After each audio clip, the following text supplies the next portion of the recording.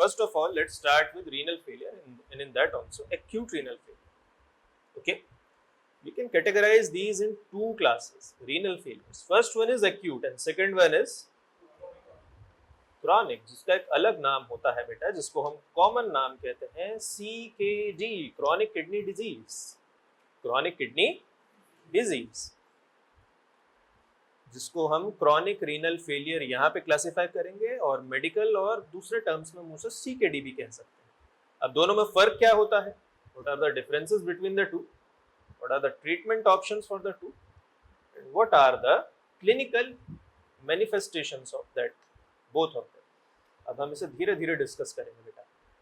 इसमें बायोकेमिस्ट्री का एस्पेक्ट हल्का है, हायर क्लासेस का एस्पेक्ट थोड़ा सा ज्यादा है, इसमें थोड़ा ध्यान से बेटा मेडिसिन के साथ थोड़ा थोड़ा को रिलेट करके चलना। बायोकेमिकल चेंजेस में क्या क्या आएंगे हम आपको इसमें बताएंगे।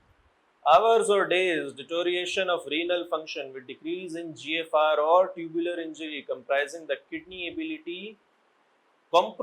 kidney ability to maintain fluid or electrolytic homeostasis. What is the normal GFR beta? बोलो। 125 ml per minute पूरा नहीं है ये। बोलो क्या कमी है इसमें बेटा?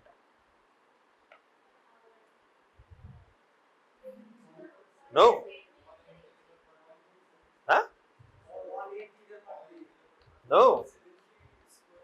Yes, exactly. Yes.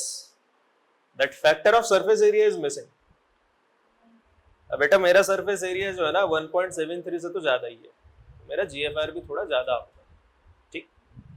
And a very skinny boy और अ स्किनी गर्ल, ठीक, उसका बेटा सरफेस एरिया कम होगा, तो उसका GFR मान लो अगर 90 होगा, 95 होगा, 100 होगा, तो आप ये थोड़ी कहोगे उसका GFR कम है। That is why that factor is very important of surface area. और अगर सरफेस एरिया भी मान लो, अब आप कहाँ ओपीडी में बैठ के इंची टेप लेके उसे मेजर करते रहोगे, इट इज 1.73 मीटर स्क्वायर बेटा, जिसे कहना चाहिए surface area. It is standardised for 70 kgs, for 70 kgs, तो आप वेट से नाप सकते हो उसे। अब abruptly, remember abruptly, अगर कोई चेंज आता है in GFR value and the kidneys fail to maintain electrolyte and water homeostasis, we term it as acute renal failure. Kidneys का बेटा प्राइमरी काम होता है to maintain water and electrolyte balance. And even in electrolyte beta there is one very important ion, कौन सा? Sodium. yes, kidneys का काम होता है बेटा to prevent sodium loss, okay. Kidneys are designed to conserve sodium. जैसे जैसे sodium conserve होगा बेटा वाटर भी कंजर्व होता जाएगा। साथ साथ में दे maintain acid base balance also, they help in vitamin D metabolism also and various other things also. Even a part of erythropoietin beta जिससे ब्लड बनता है वो भी किडनी से रिलीज होता है। Those are all secondary functions. तो जब इन सारे functions में बेटा आपको एक abrupt का मतलब होता है जिसका रीजन आप स्पेसिफाई ना कर सके, ठीक है, वो आता है, then it is acute renal failure. चलिए आगे देखते हैं। Definition: an increase in serum creatinine of 0.5 mg per dl or greater to 50% increase in plasma creatinine, a 50% reduction in calculated creatinine clearance। बेटा कितना होता है creatinine clearance? बोलो क्या?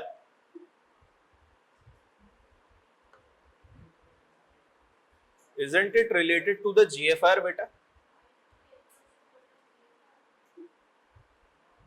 It is related to GFR बेटा।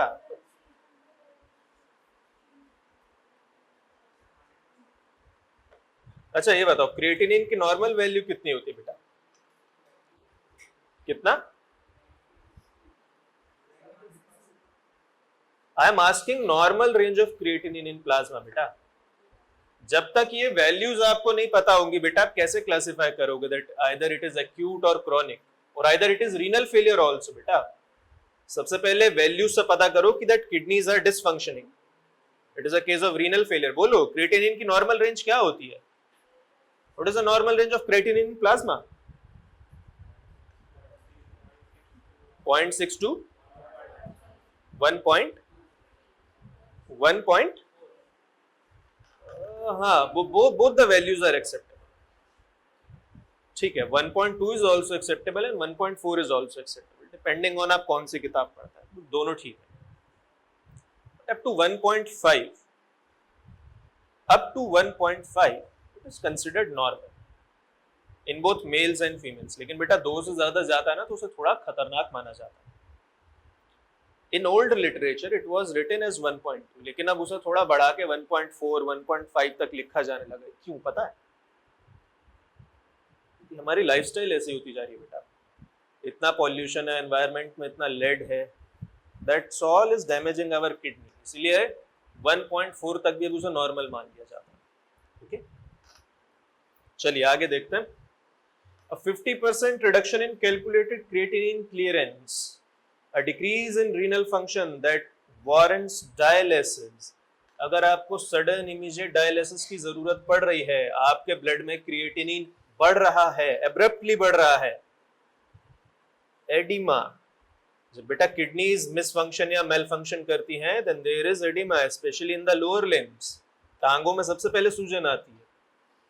Okay, these all signs and symptoms can correlate to acute renal failure। चलिए आगे देखते हैं। मैं चाहता हूं कि इसको लिख ले और अच्छे से लिखे, ठीक है। This is a very very important table बेटा, लिखिए इसे। नहीं बेटा, फोटो लो प्लीज, इसे लिखोगे तो याद रहेगा।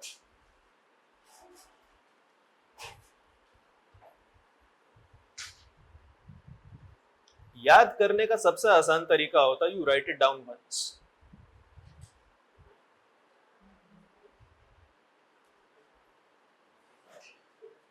These people are at risk beta, then these criteria are for injury to nephrons, or in a broader term I should say kidneys, then renal failure। बेटा एक्चुअल में renal failure ये होता है, सीरम क्रिएटिनिन 3 टाइम्स बढ़ जाता है, GFR 75% से घट जाता है, और serum creatinine is more than 4 mg पर DL, मोर देन 4 mg पर DL बेटा, तब ये रीनल फेलियर है। और यहाँ पे यूरिन आउटपुट देखो बेटा, 0.3 ml पर kg per hour into 24 hour, और anuria for 12 hours, anuria for 12 hours. ESKD बेटा, इसका मतलब होता है एंड स्टेज किडनी डिसऑर्डर और डिजीज, यानी कि जितना नीचे आते जाओगे बेटा, जितना नीचे, यहां से तो रिकवरी पॉसिबल है, we can retrace that thing back. Once this borderline thing is crossed, the loss is there, then there is no coming back.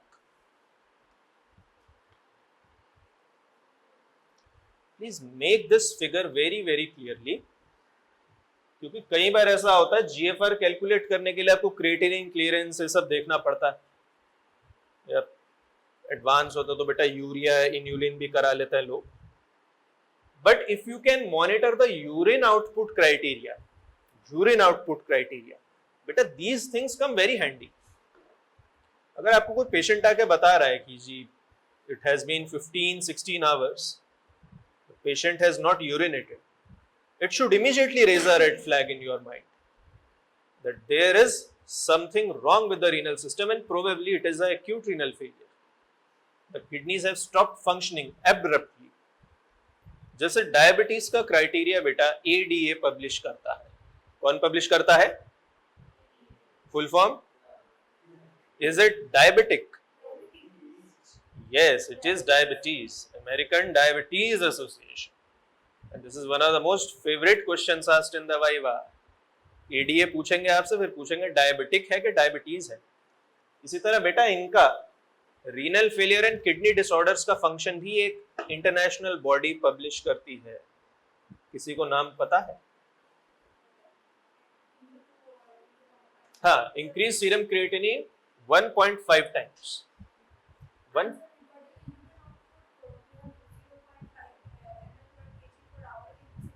हाँ, for 6 hours. For 6 hours. That is why it is multiplied by 6. नहीं नहीं बेटा, ये काम नहीं, लिखो उसे पूरा, लिखो उसे पूरा. There can be a number of reasons where urine output or GFR can decrease, like in state of shock, in state of trauma, in state of dehydration. But all that things should get corrected by themselves within 6 to 12 hours. 6 से 12 घंटे के बीच में वो सब ठीक हो जाना चाहिए, इतना विंडो हम देते हैं. But if it is still persisting all along, then it indicates renal failure. ऐसे बेटा भूख ना लगना भी बहुत चीजों का सिम्टम होता है, ठीक. अब आपसे कोई कहे कि जी खाना खाने के बाद भूख नहीं लगती, तो आप क्या कहोगे उसे? खाना खाने के बाद तो किसी को भी भूख नहीं लगेगी ना. अब आप ये थोड़ी कहोगे इसमें तो इस चीज का सिम्टम दिखने लग गया है ना. चलो इसको एक एक करके डिस्कस करते हैं बेटा. जीएफआर क्राइटेरिया और यूरिन आउटपुट क्राइटेरिया दोनों की अपनी इंपॉर्टेंस है. जीएफआर क्राइटेरिया कैसे कैलकुलेट होगा बेटा? नेचुरली आपको सीरम से, आपको ब्लड से सीरम निकालना पड़ेगा, यहाँ से इंजेक्ट करके सेंट्रीफ्यूज करना पड़ेगा और आपको क्रिएटिनिन क्लियरेंस है, जो भी पैरामीटर सब कैलकुलेट करने पड़ेंगे, सीरम क्रिएटिनिन वैल्यू ये सब. लेकिन मान लो अब बिल्कुल ही जिसे कहना चाहिए किसी टोटल बैकवर्ड इलाके में हो, कोई मेडिकल सर्विसेज अवेलेबल नहीं और it is in a state of emergency बेटा, then this urine output criteria come in very handy. मान लो पेशेंट के पास पैसे नहीं है, he is not able to do all those expensive test, तो यूरिन आउटपुट क्राइटेरिया से भी आप एसेस कर सकते हैं. That is why both the things are very useful. This one is cost effective, this one is quicker. ठीक दोनों है, गलत कोई नहीं है, जैसे भी आपको उस सिचुएशन के हिसाब से ठीक लगे. सबसे पहले what people are at risk बेटा, जिनका सीरम क्रिएटिनिन 1.5 से बढ़ रहा है, 1.5 times. If the value is above roughly say 2 mg per dl, because 1.4 multiplied by 1.5 comes roughly around 2. If it is above 2 mg per dl, 2 mg per dl, their kidneys are not functioning properly. They are at a risk of acute renal failure now. Or their GFR decreases by more than 25%. More than 25%. जैसे हम पढ़ते हैं ना 125 ml per 1.73 square meter area. पर metre square area पड़ता है ना बेटा. ये मान लीजिए जिसकी एज 21-22 साल है, 23 साल है, बहुत हेल्दी जिसे कहना चाहिए लाइफस्टाइल उसने मेंटेन किया है, ये उसमें होगा. अब मेरा जीएफआर निकालेंगे बेटा, मेरी लाइफस्टाइल, मेरी एज, उसके अकॉर्डिंग तो 125 नहीं आएगा. It will come something around 110, 105 इतना आएगा. 10 साल बाद बेटा ये डबल डिजिट्स में आ जाएगा. एल्डरली पीपल जो होते हैं बेटा, जो बहुत बुजुर्ग होते हैं, उनमें शायद 60, 70, 80 इतना आ जाता है, but as per their age it is normal. उसके बाद देखो बेटा यूरिन आउटपुट 0.5 ml पर kg per hour for 6 hours. If this is the criteria बेटा, then injury, यानी कि मान लीजिए अगर आपके किडनी में कोई इंजरी है, ड्रग इंड्यूस्ड है या कोई डिजीज से, पैथोलॉजी से, if there is some injury induced, then serum creatinine becomes 2 times. कितना? 2 times. Normal range is 1.5. Let us say 1.5. 2 times become 3 mg per dl. कितना? 3 mg per dl. यानी कि जब तक 2 था या 2 से ज्यादा था बेटा, you are at risk. लेकिन अगर 3 mg per dl पहुंच गया है या उससे ज्यादा है, then there is some serious injury in the renal tubules. Then this is the criteria for acute renal failure beta, or you can say renal failure in general. Increase serum creatinine 3 times, or GFR decreases by 75%. GFR decreases by 75%. Up to 90 ml per minute. Up to 90 ml per minute. हम normal range तो कहते हैं ना बेटा 125 होती है, up to 125. Up to 90 ml per minute बेटा we consider it normal. ये भी चीज याद रखो. Remember this thing also. Up to 90 ml, 90, 95 इतने तक normal माना जाता है.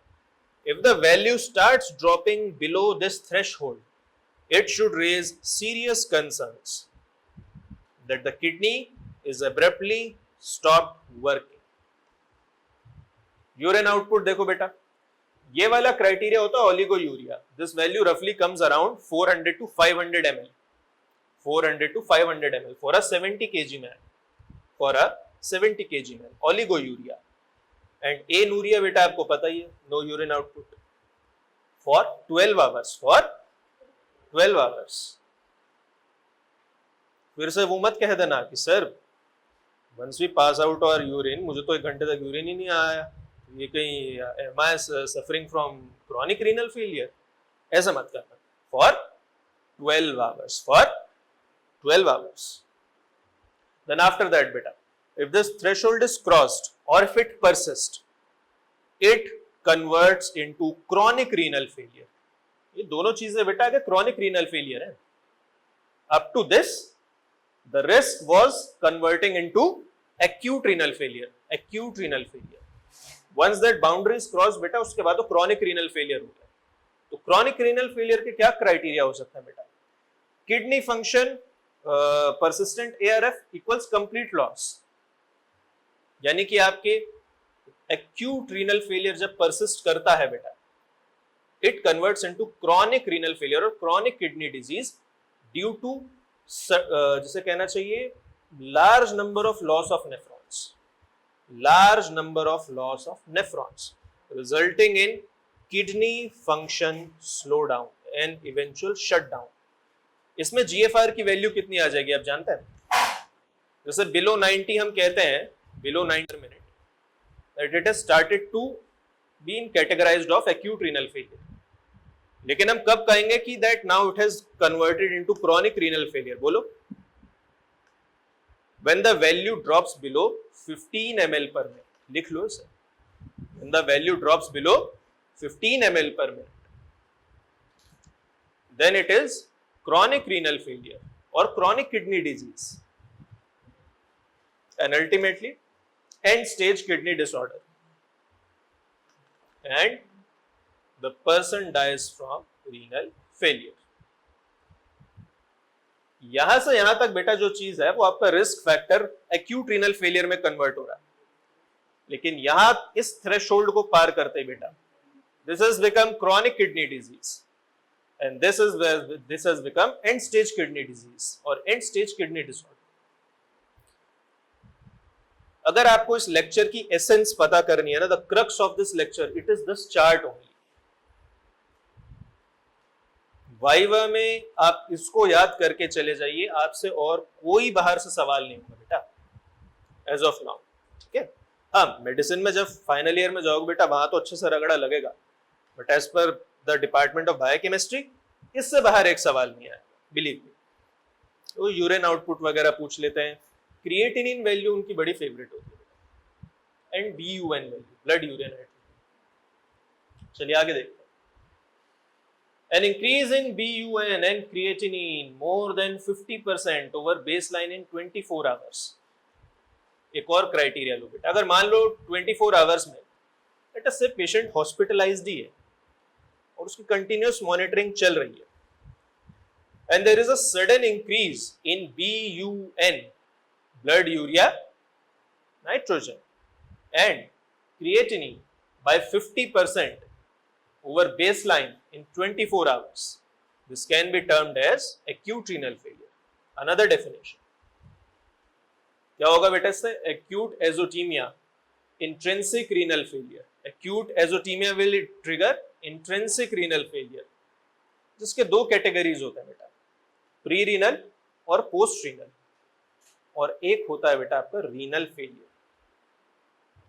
इसको बनाओ पहले, इस चार्ट को बनाओ. दिस इज समवट ट्रिकी बेटा, ये मेडिसिन का थोड़ा सा है. This is not related to biochemistry, it is something I am touching a aspect of medicine, लेकिन इस चीज को आपको पता होना चाहिए if you are going through this lecture. Okay, azotemia नहीं पढ़ा? As the class of kidney function test has been completed, RFT KFT हो गया बेटा, पता होना चाहिए एज़ोटीमिया बेटा.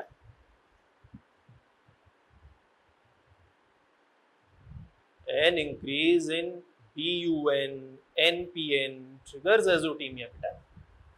नॉर्मल रेंज कितनी होती है? सम 28 है ना? 28 होता है नहीं?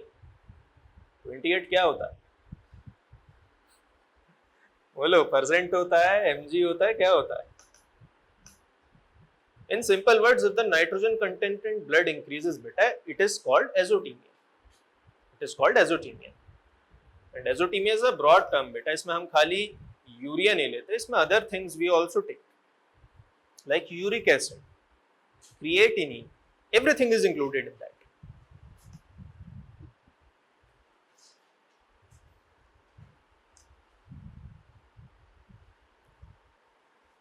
Just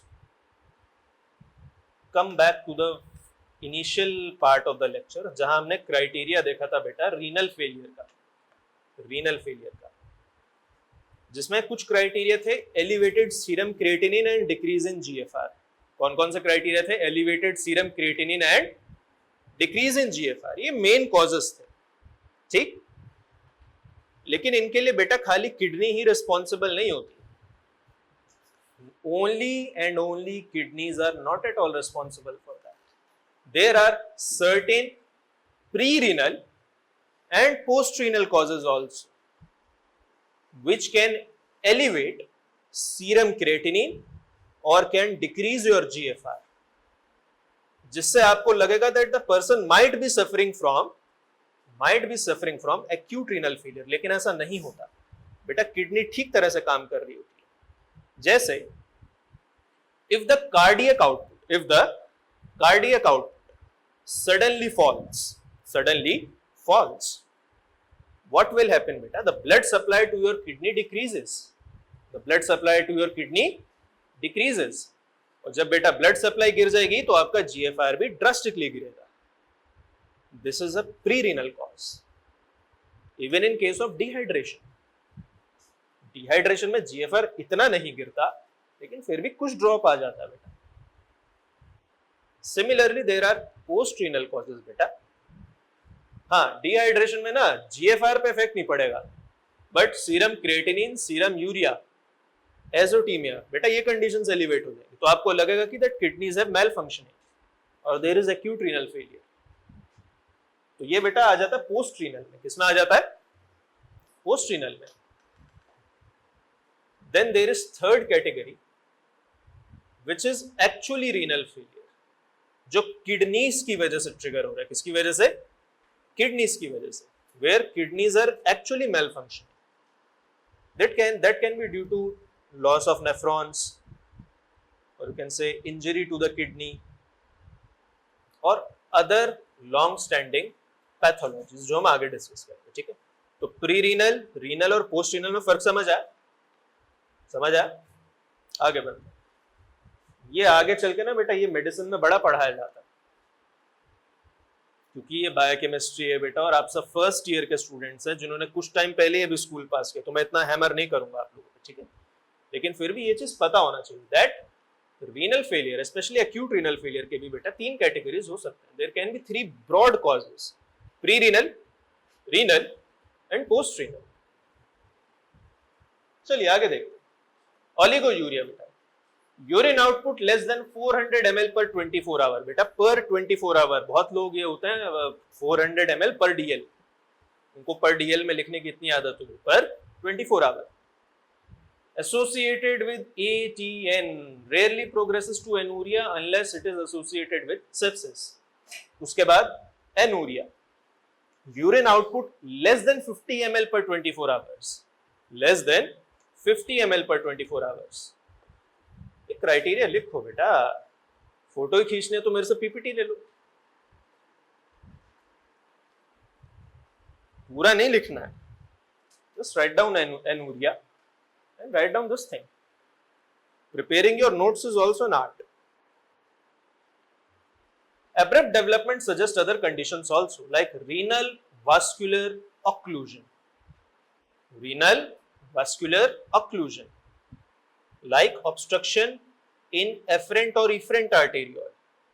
Obstruction in afferent or efferent arteriole, or in glomerulus. Then obstructive uropathy and severe cortical necrosis, यानी कि there is necrosis in cortical cells of kidneys. Okay, these are the causes. आपको बस इतना याद रखना है बेटा, ओलिगोयूरिया एंड एनूरिया. इसके नोट्स नहीं मिलेंगे बेटा किसी किताब में. अब आप जो भी बुक कंसल्ट करते हैं ना बेटा, जो भी, just go to the index section of that and search renal failure in that. नहीं मिलेगा कुछ, मिलेगा तो एक या दो लाइन, बस इतना, इससे ज्यादा नहीं मिलेगा. It is very difficult to prepare notes. When the text is very short, your reference point becomes blurred out. हमको लगता है यार चलो ये पढ़ा देता है, ये पढ़ा देता है, ये छोड़ देता है, ये छोड़ देता है, फिर लगता नहीं यार ये छोड़ देंगे तो ये समझ नहीं आएगा. It becomes really tough. Acute renal failure बेटा, इसका एक और कॉज होता है रीनल इस्चीमिया. क्या कॉज होता है? Renal ischaemia. जैसे हम पढ़ता ना बेटा मायोकार्डियल इंफार्क्शन में भी there is ischaemia, there is also renal ischaemia. Even renal ischemia can cause acute renal failure. Causes: absolute loss of IV volume due to hemorrhage. It can also be translated due to low cardiac output. अगर आपका cardiac output ही बेटा घट रहा है, it affects. इसका एक interpretation और निकलता है, persons who are suffering from serious cardiac diseases. Serious cardiac diseases, their GFR should be closely monitored. Their GFR should be closely monitored because such individuals are at a high risk of developing acute renal failure. चलिए, post renal or obstructive, please pay attention here. Post renal causes देखते हैं. Blockage of both urethras or ureters or urethra. Blockage of both ureters or urethra. Obstruction in the flow of urine. Then renal basal vascular tone decreases, causing a decrease in renal blood flow also. Please no talking. आपस में बातें नहीं बेटा, जो भी discuss करना है मेरे साथ. Causing reversible atrophy. ये atrophy reversible होती है बेटा, जो पोस्ट रीनल कॉजेज में होती है. This atrophy is reversible, but it can be converted into irreversible atrophy also, and if it becomes irreversible, then the GFR and creatinine values are severely hampered or dispersed. Okay, चलिए आगे देखते हैं.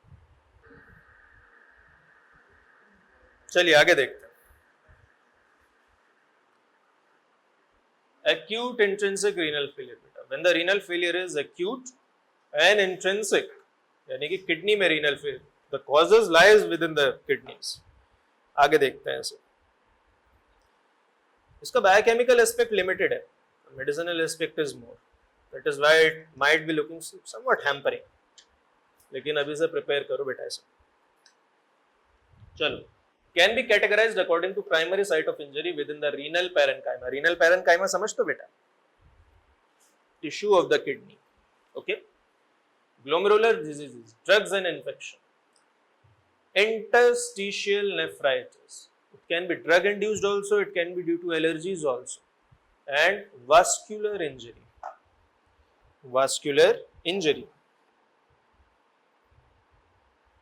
Okay. Then vasculopathy and ATN. ATN पता है? Acute tubular necrosis. Acute tubular necrosis. That means death or necrosis. Death or necrosis of renal tubular cells, or you can say nephrons. चलिए diagnosis इसे लिखो बेटा. ऐसे लिखो और अभी के अभी याद करो उसे, बता। Majority portion of that was the medicinal part. This is pure biochemistry. इसीलिए आपकी टेक्स्ट बुक में भी इतना ही लिखा हुआ है बस, because this is the pure biochemistry. Sometimes what we have to do, we have to hammer things out on you. वो सब बेटा आज समझ नहीं आता, लेकिन when you advance to third year, fourth year, final years, suddenly those things starts to come in your mind, correlate होती हैं. तो बोलो डायग्नोस्टिक क्राइटेरिया, बोलो बेटा, बोलो. Serum burn increases more quickly than creatinine. More quickly than creatinine. Why? Why serum burn increases more rapidly? This requires basic biochemistry and basic physiology. Why? The creatinine ना absorb होता है ना secrete होता है. Okay? Creatinine is neither absorbed nor it is secreted. If the renal tubules functions or don't function, उसको कोई फर्क नहीं पड़ेगा, क्योंकि ना उसका कोई secretor है बेटा वहां पे, ना उसका कोई reabsorber है. It does not matter. जो भी इंक्रीज होगा बेटा वो एक्यूमुलेशन से होगा, जब किडनी उसे यूरिन में नहीं निकाल पाएगी. But urea, a major nitrogenous compound, it is actively secreted also and actively reabsorbed also.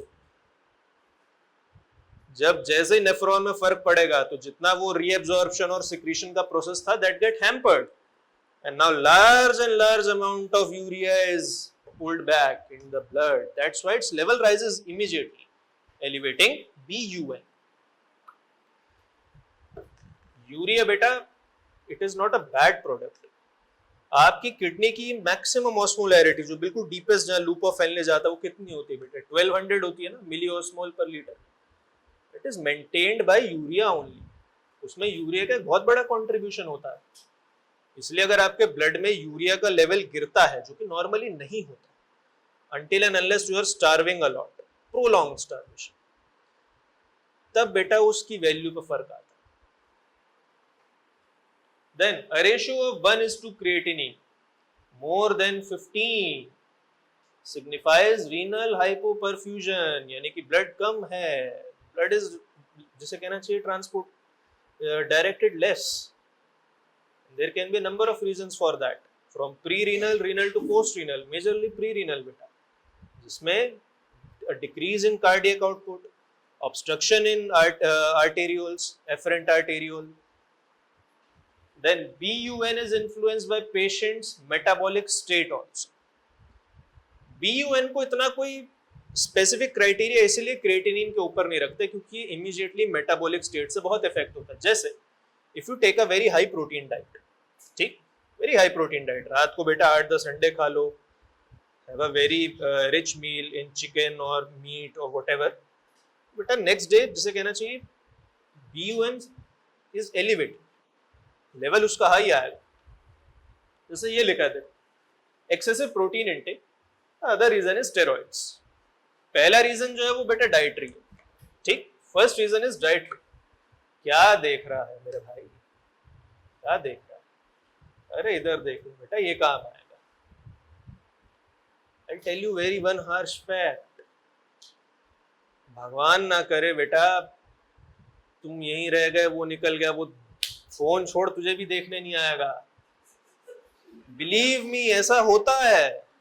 अरे अच्छी अच्छी दोस्तियां टूट जाती है बेटा. दोस्ती तब तक चल रही है जब तक साथ साथ चल रहे हो. मेरी खुद की बैचमेट बेटा फार्माकोलॉजी में लटक गई, अटक गई, हम उसका फोन भी नहीं उठाते हैं. इट्स अ हार्श फैक्ट, ठीक है. स्कोर गुड मार्क्स, कॉरिडोर में भी बेटा ये सब काम कर लो, मैं इतना भी अलाउ कर दूंगा. आप स्टूडेंट्स हो यार, हम नहीं मानते थे अपने टाइम में, मैं तुमसे क्यों एक्सपेक्ट करूं? Please write this down. Once again, another slide of pure biochemistry. ये प्री-रीनल एजोटीमिया है बेटा, due to renal failure. Prerenal azotaemia due to renal failure, acute renal failure. और वो आगे बेटा रीनल डिसफंक्शन की वजह से है, ड्यू टू रीनल कॉजेस. हमने अभी तक कॉज पढ़े थे ना बेटा, pre renal, renal and post renal. Post renal तो आसानी से डायग्नोस हो जाता है, लेकिन अगर प्री रीनल और रीनल में आपको डिफरेंशिएट करना हो, और you should say differential diagnosis, no बेटा no, write it down, differential diagnosis, कि कैसे आप दोनों में डिफरेंशिएट कर सकते हो, then you should read these terms. सबसे पहले हमने अभी तक देखा कि किन पैरामीटर से हम कह सकते हैं that person is suffering from renal failure. इस टेबल की मदद से आपको पता चल जाएगा that the person is either suffering from pre renal causes और रीनल कॉजेज। ओके, इसको लिखो इसलिए अच्छे से। सबसे पहले diagnosis, then after that the differential diagnosis. जैसे किसी ने सेमिनार दिया था on vitamin deficiency disorders, the most famous question asked between folic acid and cyanocobalamin, बेटा उनका डिफरेंशियल डायग्नोसिस करना बहुत मुश्किल होता है। The symptoms are almost identical, anaemia दोनों में होता है, लेकिन एक में न्यूरोलॉजिकल सिम्टम्स आते हैं। So early differential diagnosis is very important. Similarly, the differential diagnosis here is also very important.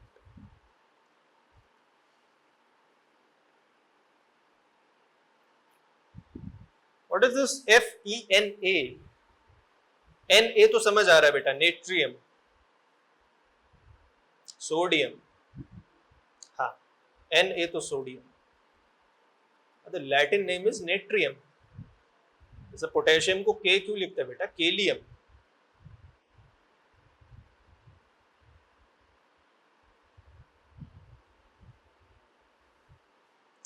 Fe stands for freely excreted,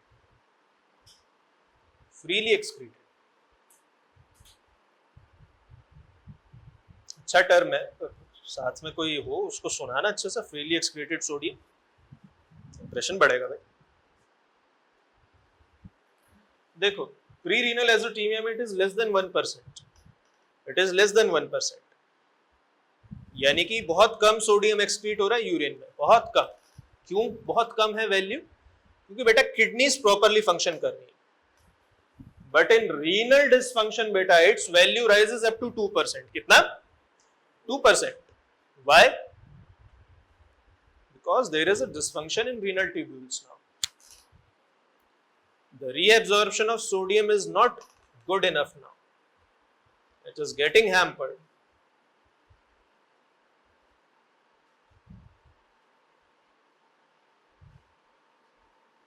Plasma burn is important beta. Burn is to creatinine ratio, sorry. Freely excreted sodium is very important beta because this parameter is relatively easy to learn also.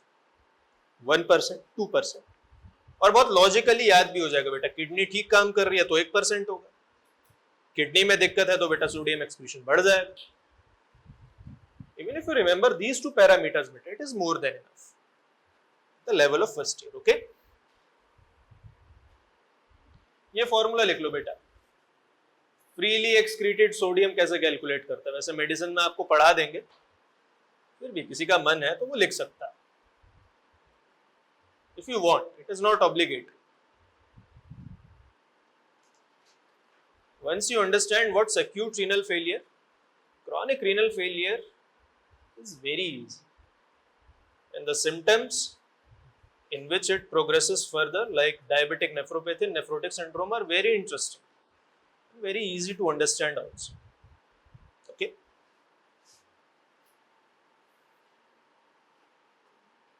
U stands for urinary and P stands for plasma. Okay, ये छोड़ दो, ये आपके लिए required है। हाँ, prevention, no, that was not important. Management of acute renal failure. अभी तक आपने मोटा मोटा क्या सीखा? How to diagnose acute renal failure. As of now बेटा अभी हमने कुछ चीजें देखी। First one is what is acute renal failure and how to diagnose that. Then what are the three categories, broad categories of causes of acute renal failure? Pre-renal, renal and post-renal. उसके बाद हमने differential diagnosis देखा बेटा कि pre-renal और renal, इनमें क्या क्या पैरामीटर से हम डिफरेंशियली डायग्नोस कर सकते हैं। Most important one was BUN creatinine ratio and freely excreted sodium. This completes your acute renal failure. Now we can quickly compile chronic renal failure. Okay? क्योंकि अब हमें कुछ नहीं करना बेटा, इस सब चीजों को आगे एक्स्ट्रापोलेट करना है. We just have to extrapolate these things. आज ये चीज रूम पे जाके या घर पे जाके बेटा ट्राई करना. You will find literally no literature of renal failure. Forget acute and chronic. Nephropathy, nephrotic syndrome, ये सब मिलेंगे बेटा, ये सब है. प्रैक्टिकल की उसमें क्लिनिकल बायोकेमिस्ट्री मिल जाएगी, but renal failure, acute, chronic दोनों नहीं मिलेंगे बेटा. जो अभी देखा ना, these things are very important. Now, what is the parameter of chronic renal failure बेटा? एक्यूट का तो अभी तक हमें पता चल गया ना, that GFR falling below 90 ml per minute. What is the criteria for chronic renal failure? GFR falling below 15 ml per minute per 1.73 square meter of area. This is called chronic renal failure, or it is also called chronic kidney disease. Chronic kidney disease. And what are the reasons for this? There are no pre-renal, renal or post-renal causes for that. The only cause is long-standing acute renal failure symptoms. जैसा acute renal failure में क्या था बेटा, sudden and abrupt होता है, sudden and abrupt. लेकिन अगर इन symptoms को बेटा treat नहीं किया गया, if the symptoms are not treated and countered on time, and if left to be there long-standing, it converts into chronic kidney disease or chronic renal failure. The most common reason, do you know what it is? Diabetes. क्या? Diabetes. Yes, diabetes mellitus. Very good. Because diabetes is insipidus also, which does not cause any harm to the kidney. Diabetes mellitus, long-standing diabetes mellitus. Okay. Then, what are the cardinal symptoms of chronic kidney disease बेटा? बोलो. Cardinal symptoms. सबसे पहले GFR की value बेटा 15 से नीचे आ चुकी है, 15 के आसपास है. That means 90% of the nephrons have been lost. तभी तो वैल्यू इतनी कम है. अगर आपके नेफ्रॉन्स 100% काम करें तो बेटा 125 ml आपका GFR आएगा. अगर अब 15 रह गया तो यानी कि 90% तो खत्म हो चुके हैं. That means the situation is irreversible now. Secondly, there is huge loss of protein in the urine. Huge loss of protein in the urine. Huge loss of protein in the urine. Especially albumin. Yes. And the parameter is more than 3 grams per day. You can say more than 3 grams of protein lost per 24 hours. This is the cardinal symptom of chronic kidney disease. There can be a number of symptoms for that. First one is diabetes-induced nephropathy. Diabetes-induced nephropathy. What can be the other reasons, beta? What can be the other reasons? Bolo. What can be the other reasons, huh? क्या? अरे वो तो diabetes का by product है. That's a byproduct of diabetes. जिसको diabetes है उसको तो हाइपरग्लाइसेमिया हो गई. What can be the other reasons of chronic kidney disease or chronic kidney failure? जो reasons बेटा persist कर रहे थे acute renal failure में, which have the tendency to stand long, each and everything can convert that thing into chronic kidney disease. जैसे मान लो if there is some kind of steroid drugs going on that is damaging your renal tubules. अब 3 महीने, 4 महीने, 5 महीने आपकी steroid therapy चल रही है. That can have profound effect on your kidneys. and that acute renal failure can be converted into chronic renal failure. What can be the other reasons, beta? Bolo. What other reasons can be there for chronic renal failure?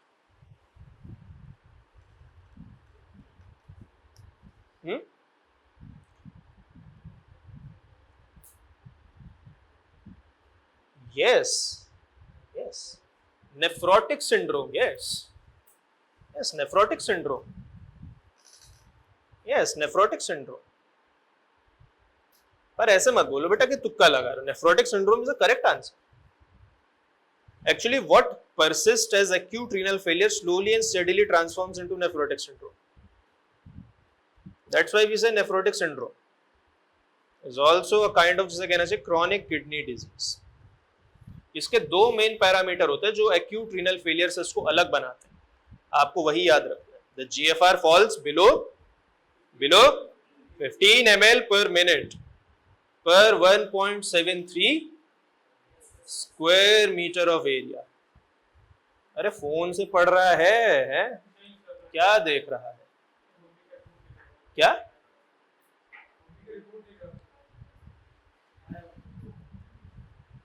बाद में देख रहे हो class के बाद.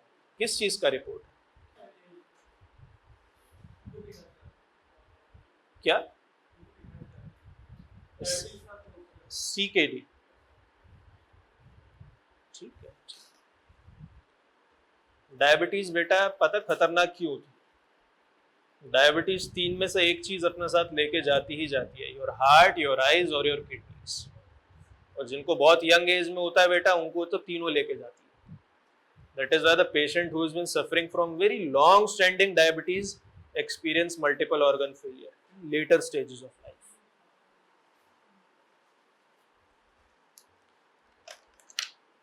दूसरा cardinal symptom क्या होता है बेटा? Loss of protein. क्या होता है? Loss of protein which is more than 3 gram per 24 hours. Decilitre मत लिख देना बेटा. 6 से 8 ग्राम तो आपके ब्लड में होता है. 3 ग्राम यूरिन में जाने लग गया तो भाई तुम तो वैसे सूझ के ही मर जाओगे यार. एडिमा हो जाएगा ना. Now coming back to nephrotic syndrome, last renal failure समझ आया बेटा? सबसे पहले रीनल फेलियर को कैपिचुलेट करते हैं. Renal failure can be classified into 2 classes. Please pay attention here बेटा. Let us just recapitulate in 2 minutes. It can be classified into 2 classes, acute and chronic. Acute and chronic. Most important one is acute, which is sudden and abrupt. Sudden and abrupt. क्या changes उसमें बेटा देखने को मिलते हैं? Sudden rise in serum creatinine values, serum BUN values, okay? Or you can say decrease in creatinine value in urine also. क्योंकि creatinine तो बेटा यूरिन में पास होता है ना. तो अगर यूरिन में क्रिएटिनिन की वैल्यू सडनली घटने लग गई है, that means your kidneys are mail functioning.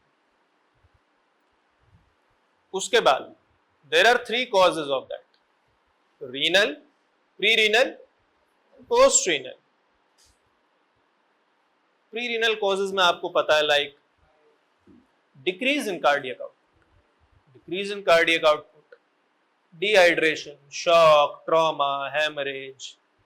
Renal causes can be due to nephropathy, age, chronic injury to जिसे कहना चाहिए kidney, parenchyma loss, all these things.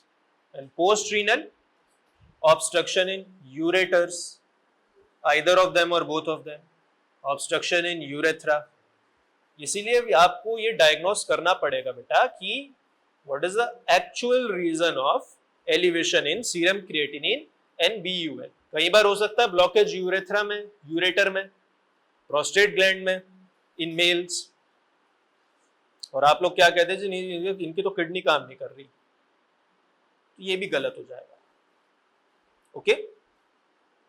Then there was the table of differential diagnosis between pre renal and renal. What were the 2 important parameters in that? BUN is to creatinine ratio and freely excreted salt. अगर बेटा cause pre renal है pre-renal, then freely excreted sodium would be less because kidneys are functioning properly.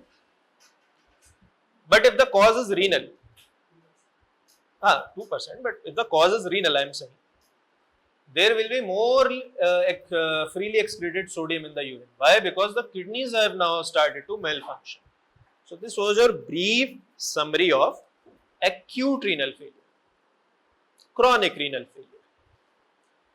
If the GFR falls below 15 ml per minute per dash dash dash square area, okay, 1.73. Protein loss in urine more than 3 mg per dl, oh not dl, 3 mg per 24 hours. मुझसे भी गलती होगी, आप लोग भी बच के रहना बेटा. This DL is a very frequent term. जहां बोलना होता है वहां बोल नहीं पाता आदमी, और जहां नहीं लगाना होता वहां जबरदस्ती घुस जाता. 3 ग्राम, yes. प्रोटीन. अच्छा एक बात बता, is protein a normal constituent or abnormal constituent of urine? No, it is both. Yes, it is both. It depends on how much you excrete. It depends on how much you excrete बेटा. सबके urine में बेटा 100 से लेके 150 mg पर 24 our protein loss होता ही होता है. But that is not detectable in your these hospital test. उसके बाद जब 300 mg पर 24 आवर तक पहुंचता है, we call it a condition called microalbuminuria. कौन सी कंडीशन कहते हैं? देन आफ्टर दैट बेटा जब बढ़ता जाता है तो सीवियरिटी बढ़ती जाती है. वहां पे माइक्रोएल्ब्यूमिन यूरिया होते ही बेटा this is abnormal constituent. Okay, up to 150 mg पर 24 आवर सब एक्सक्रीट करते हैं, इट इज कंप्लीटली नॉर्मल. याद रखना, खाली albumin, globulin, fibrinogen, prothrombin protein नहीं होते बेटा. हजारों प्रोटीन आपके ब्लड में घूम रहे हैं, हजारों. Even insulin is also a protein बेटा. इंसुलिन भी फिल्टर होता है, इंसुलिन भी रीअब्सॉर्ब होता है. Remember. Now in case of chronic kidney disease, I missed out one thing, the consequences. When there is जिसे कहना चाहिए absolute loss of nephrons, absolute loss in kidney function, what will be the consequences in chronic kidney disease beta? First of all, altered homeostasis of sodium, potassium and water. Okay. Secondly, vitamin D reabsorption is highly decreased, and there is effect on erythropoiesis also, because which hormone is secreted there? In kidneys also erythropoietin is also secreted. Okay, all these things are hampered. Now coming to nephrotic syndrome.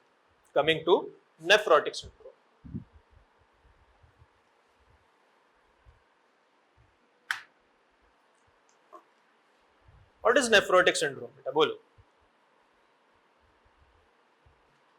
देखा किसी ने अभी तक? क्या होता है nephrotic syndrome?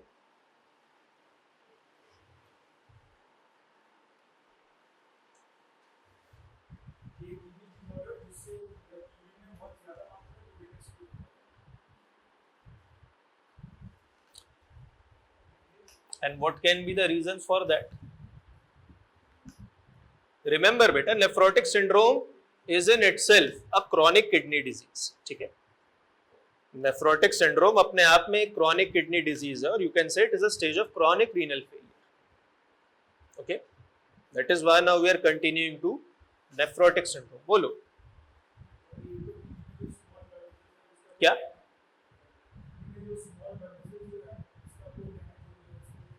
अरे क्या बोलते हैं ये? आज पहला हफ्ता थोड़ी है यार, नेट में, फिजियो में, बायोकेम में 3-3 जगह पढ़ के आया यार. तीन में से एक क्लास में ध्यान देता याद होता. There is something called afferent arteriole, there is something called efferent arteriole, and the tuft of capillaries is called glomerulus.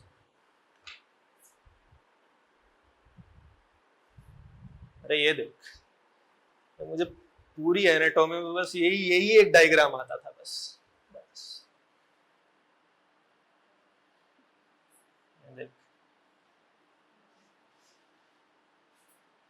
अच्छा, इसमें भी एक और गलती है, पता क्या? The afferent arteriole is thick or its diameter is large to maintain what? Glomerular hydrostatic pressure. ठीक है बेटा, ये नीचे ऐसे ऐसे टफ्ट बनाते जाता है. फिर यहां से पीसीटी शुरू होती है. This upper part is called glomerulus. This upper part is called glomerulus.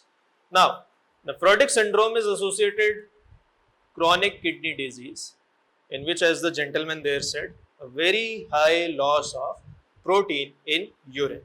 Protein in urine. A class of this बेटा, इसकी एक सब क्लासिफिकेशन है, इसका एक रीजन होता है जिसको हम डायबिटिक नेफ्रोपैथी कहते हैं. क्या कहते हैं? Diabetic nephropathy.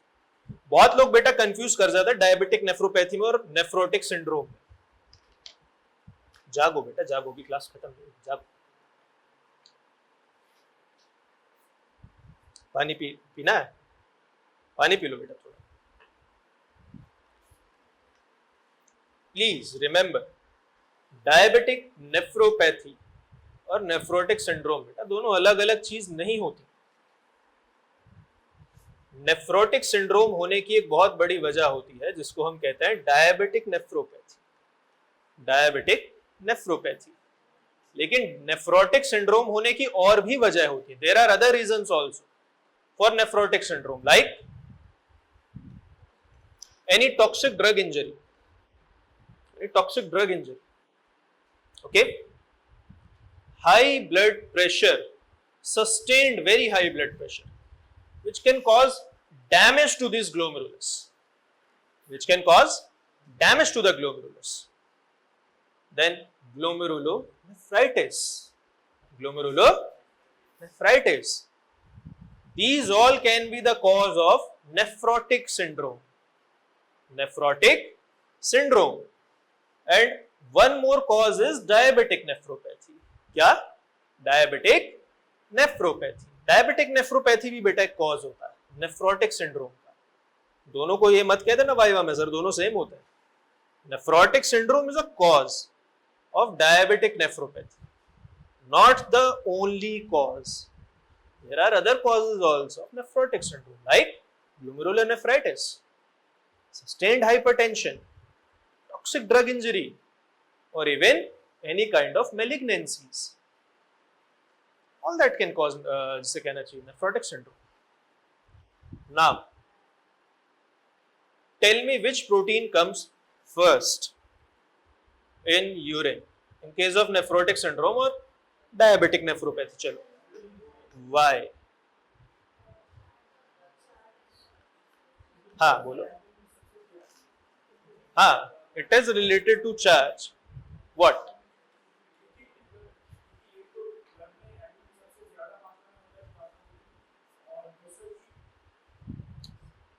आगे बोलो, आगे बोलो.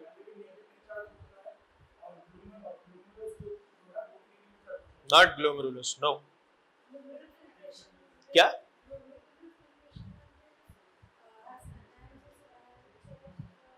Yes, the basement membrane. The basement membrane.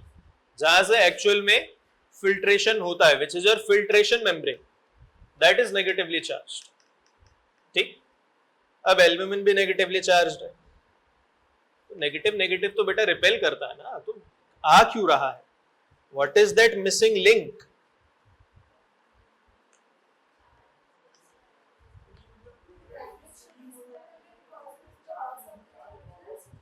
No. No. Basic electrostatics याद करो बेटा. अगर मैं इस पे 1 कूलम चार्ज दे दूं और इसको ऐसे तोड़ दूं, चार्ज उतना ही रहता बेटा, चार्ज कहीं नहीं जाता. Damage to basement membrane can cause loss of albumin, can cause loss of albumin and other smaller proteins in nephrotic syndrome. But in diabetic nephropathy, there is some other reason of loss of albumin in urine. बोलो. और याद रखना बेटा, diabetic nephropathy is another reason for causing nephrotic syndrome. ये भी एक reason होता है nephrotic syndrome cause करने का. ऐसा इन्होंने कहा, damage to the glomerulus, which can be due to glomerular nephritis and other reasons also, malignancies. उसमें एल्ब्यूमिन आ जाएगा. पर ये जो चार्ज वाली बात आपने बोली है ना बेटा, this is related to diabetic nephropathy.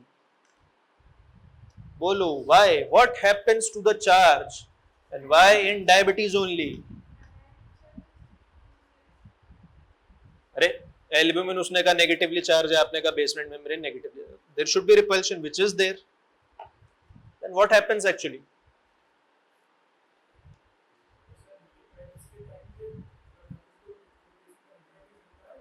क्या सॉरी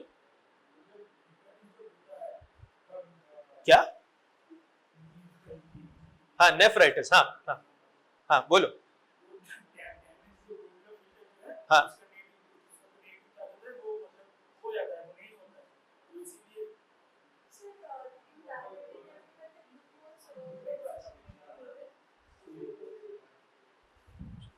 बेटा जो भी डिस्कस करना है मेरे साथ करो. We are just about to conclude this class. We discuss with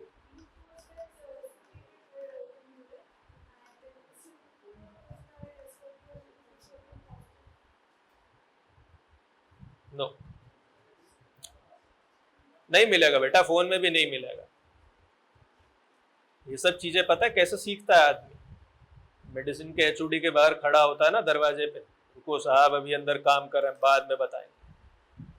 अंदर वो बेटा चाय पी रहा है लेकिन बाद में बताना होता है उसे. तो धक्के खा खा के सीखता है आदमी.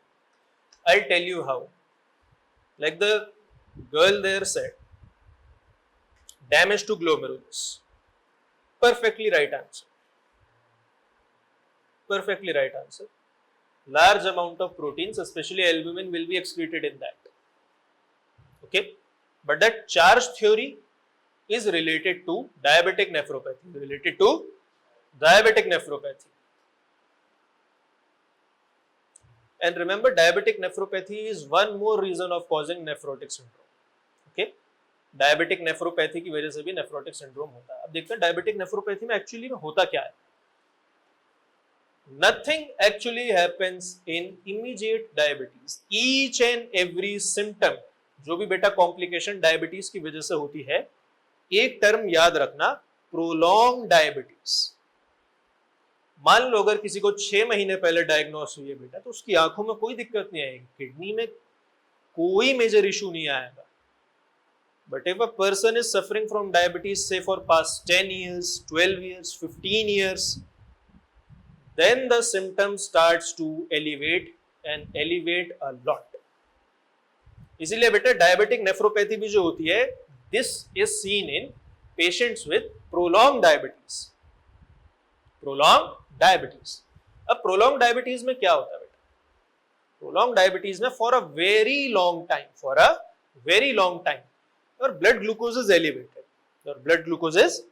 elevated. अब अगर मैं इसको थोड़ा बड़ा करके देखूं ना, थोड़ा बड़ा पिक्चर अगर इसका ले,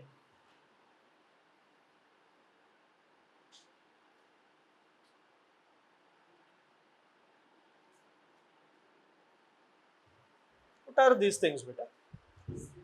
हाँ क्या?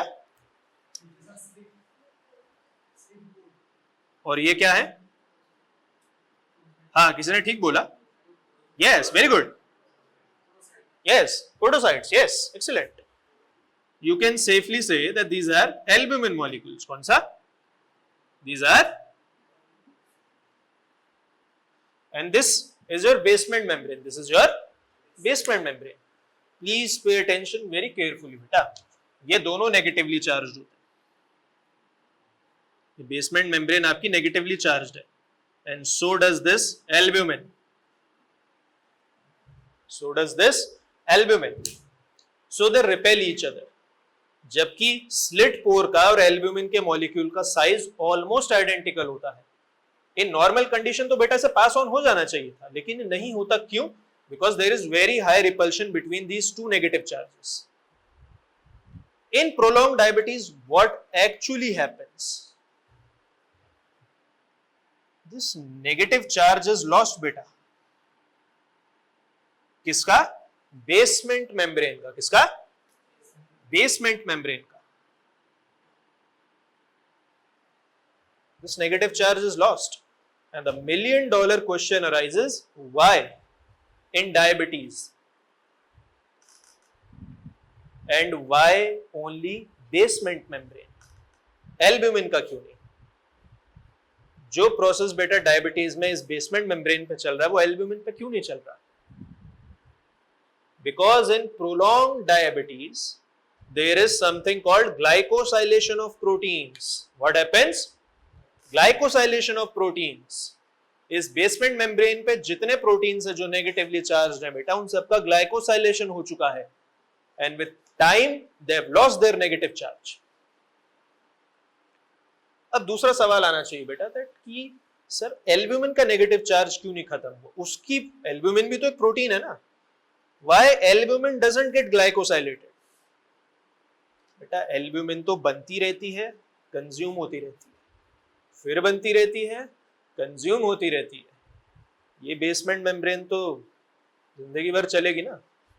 That's why एल्ब्यूमिन पे नेगेटिव चार्ज सस्टेन्ड रहता है, लेकिन बेटा बेसमेंट मेम्ब्रेन पे धीरे धीरे खत्म हो जाता है विद प्रोलॉन्ग डायबिटीज। ऐसा नहीं किसी को 6 महीने पहले डायग्नोज हुई है तो उसका नेगेटिव चार्ज खत्म। Prolong diabetes. Now this thing starts coming in urine. सबसे पहले होगा बेटा microalbuminuria, and then the stage progresses after 1000 mg और 1 gram per day. It is further categorized into nephrotic syndrome. कि अब इनका micro albumin urea इतना बढ़ चुका है that now that patient is categorized into nephrotic syndrome. Okay?